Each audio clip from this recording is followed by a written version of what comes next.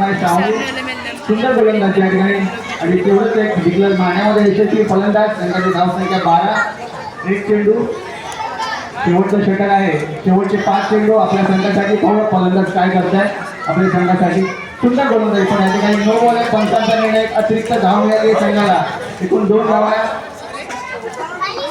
पंचांचा निर्णय संघाला भोगला पुढचा चेंडू या ठिकाणी एक 22 धाव मिळत आहे धावसंख्या 15